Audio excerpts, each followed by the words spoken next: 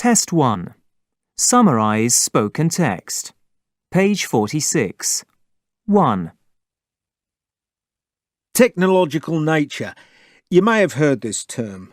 It's a term used to describe a picture of a natural scene that's been produced using computer graphics, so that basically it isn't a real view, say of a garden or field. It's a virtual one. It's a picture that looks like a real scene. Now, looking at scenes of nature is known to have an effect on people's health and well-being. So, for someone who's ill, for a patient in a hospital, does a virtual view of a garden have the same impact as a real one? Does it have the same beneficial effects when you look at it? Because that would be good. Well, if you test this out, if you put a group of people in a room with a real view and another group of people in a room with a virtual view, an unreal view, you can see what happens when they get stressed. If you give both groups a task that is slightly stressful and increases their heart rate, and what you'll find is that the people who have the real garden scene outside their window to look at, their heart rate goes back to normal more quickly than those of the people in the other group who only have a virtual view to look at. So, yes, there is a difference.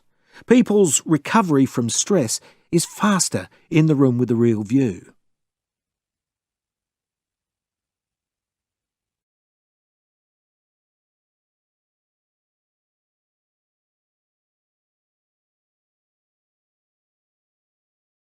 Two.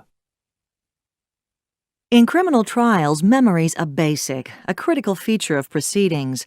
Both sides of the legal team, prosecution and defense, are likely to rely to some extent on witnesses and on what they can recall of events that led up to or indeed formed part of the criminal act.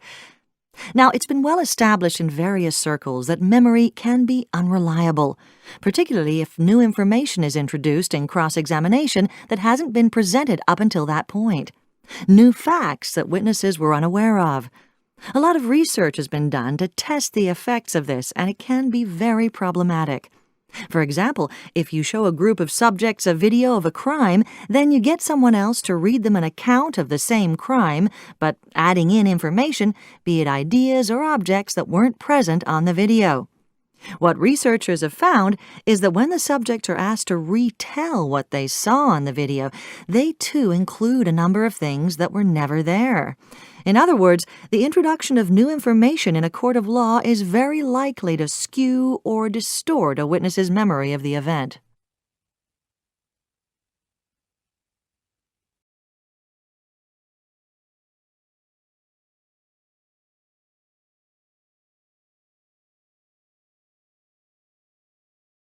Test 1. Multiple choice. Choose multiple answers. Page 48. 1. Last week, we looked at urban regeneration and some of the consequences of this, one of which was the relocation of people from urban to suburban areas to largely allow them a better standard of living, because housing is cheaper in the suburbs, so they have more disposable income. But they have to commute, and commuters need rapid transport to get them from A to B.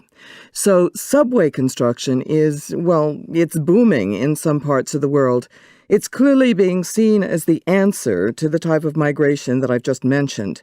It often gets huge public support because, well, if a subway is going to help you have a better lifestyle, then what's there to argue about?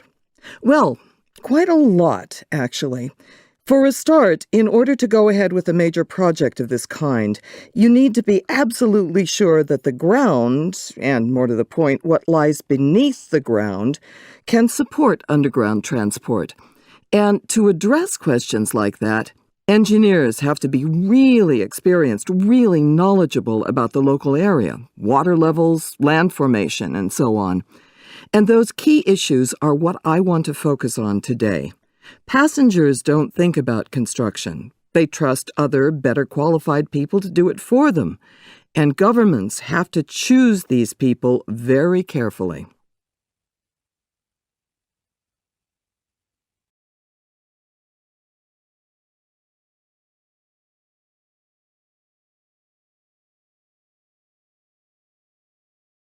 2. In places where there's been serious community tensions, Brickenden's a good example of this. There were 250 reported incidents there in 2009, often to do with neighbours and arguments, but criminal activity too. And the police will tell you that if you leave residents to sort things out for themselves, the number of incidents rises. It doesn't fall. So the local council realised that they had to do something. So they went round to people's houses and met them and their neighbours and talked to everyone and got a general idea of what the local concerns were.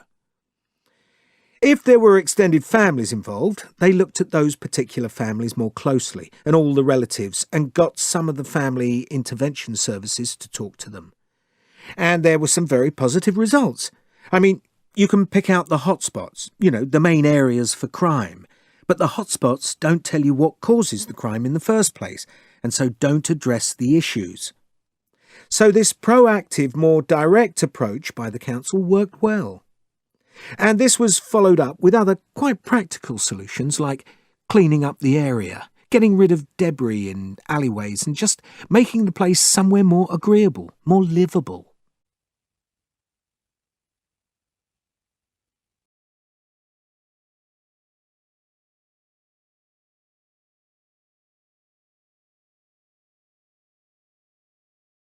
Test-1. Fill in the blanks. Page 50. 1.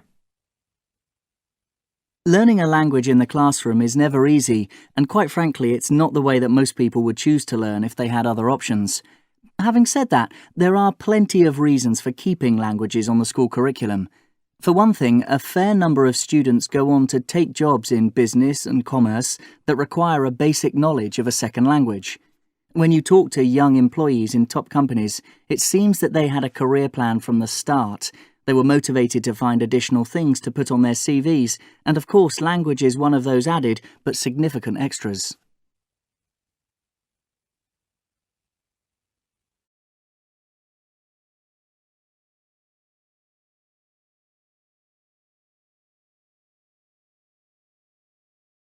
Two. The assignment that I'm going to set for the holiday period is one that we've given students for a number of years. It's quite practical and will allow you to get out and about. It's no good being shut up in your rooms all the time. It does have a written element too. Basically, it's a data gathering exercise, and there are two choices with regard to how you collect the data. We'll go through those in a moment. I'm also going to give you a link to an internet site that is, well, it's critical that you review this before you do anything, as it provides a lot of guidance on data presentation, both in terms of how you plot it, its diagrammatic form, and also its description, which has to be clear.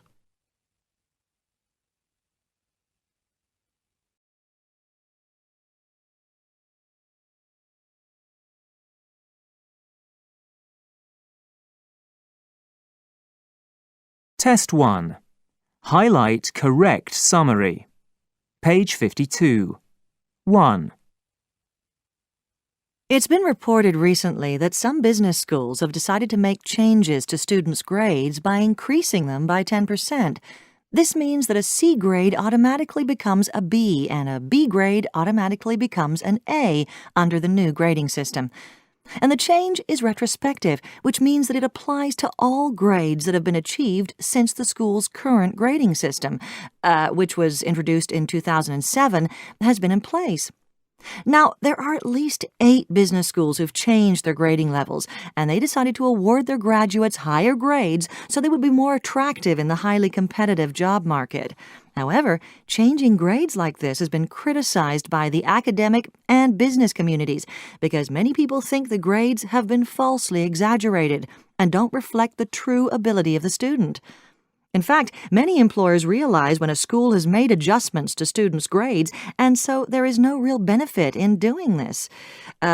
Lifting the grades may even be damaging to the students because employers may believe that the graduates were given the high grades when they didn't deserve them.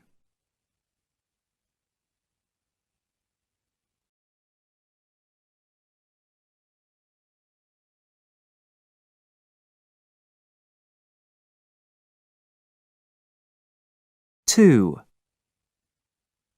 Urban development is the first thing I wanted to talk about here in Perth. Urban development is going on at a great pace, and the standard approach here in Western Australia is for suburban development to happen at the outer edges of the city. You have suburbs slowly spreading out into areas that are cleared, and this is eating into both areas of native bushland and land that used to be used for farming, for agricultural purposes. The debate here is that, on one side, there's the idea that we need more housing. We have a housing shortage in Western Australia, and suburban expansion is essential. Suburban expansion on the edges of the city is cheaper and easier to do than building more homes within the city, even though it's recognised it creates lots of problems with infrastructure and so on. On the other side of the debate, people say that urban sprawl is destroying bush and, consequently, the natural wildlife that exists there, and that it's too easy for developers to ignore these facts.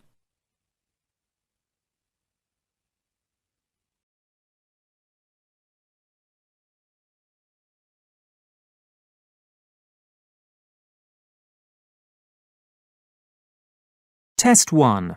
Multiple choice. Choose single answer. Page 55. 1, So it seems that, well, despite the fact that more couples are childless and more people are working in the cities, the pull to the suburbs has continued. Over 50% of Americans, that's about 158 million, live in the suburbs now. While in 1990, that figure was around 48%. That's actually a difference of 40 million. Rural areas, on the other hand, have not seen the same pattern at all. Populations have declined over the past 20 years, and now only 16% of our nation lives there.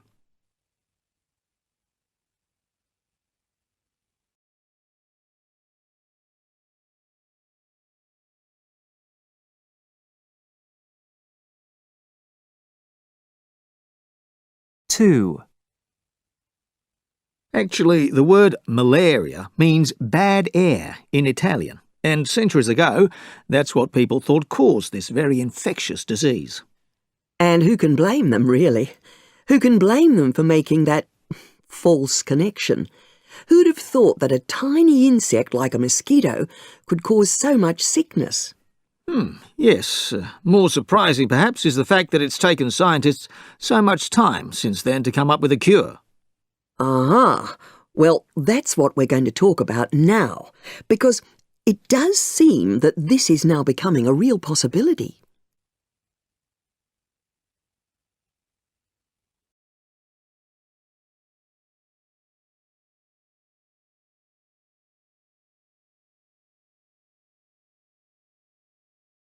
Test 1.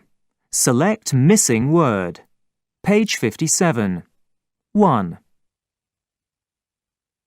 As I mentioned last week, we're going to look today at fiction writing stories, and in particular at authors who have a reputation for creating characters in their books who are known as unreliable narrators.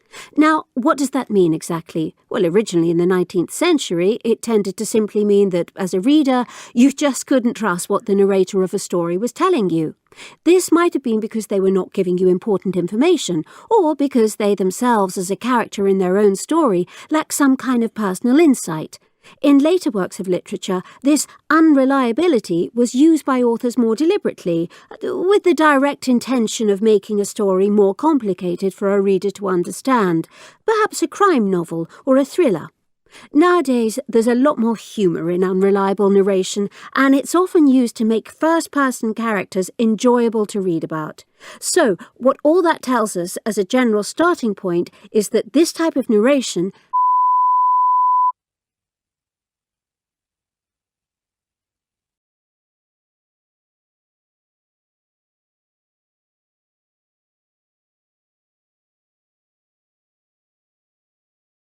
two, When you first examine something under a microscope, say a leaf from a plant, you're amazed at how much detail there is, and it's detail that you simply cannot see without magnification. And what you can see with the naked eye becomes suddenly huge under the lens. How big everything looks is astonishing, but it's also amazingly intricate. Suddenly, it's as if another world has opened up in front of your eyes, and you think, hey, I hadn't realized that something so small, so tiny, could be so.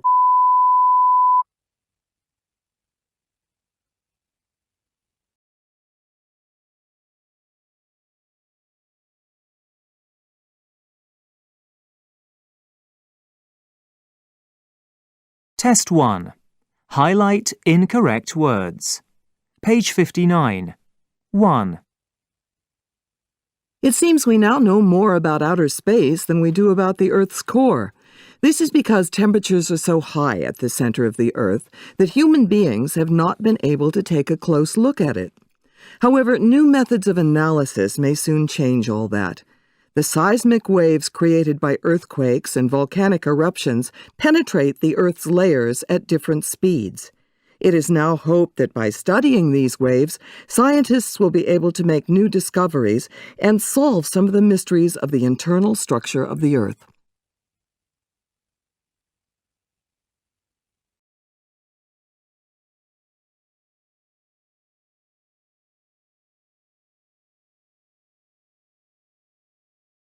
Two.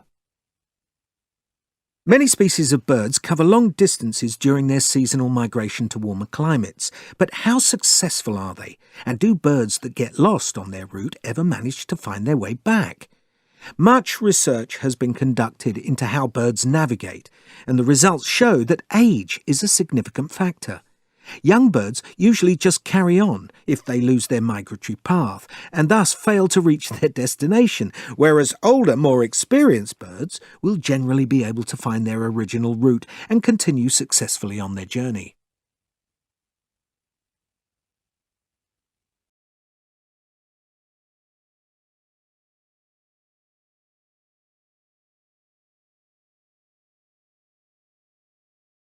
Test 1.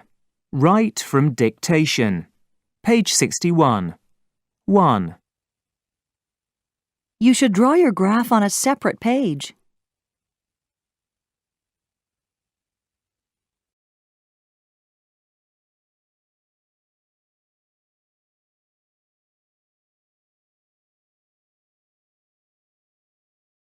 2.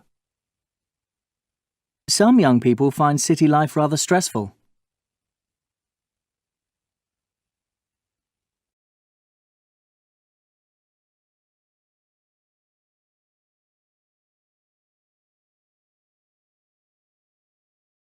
3.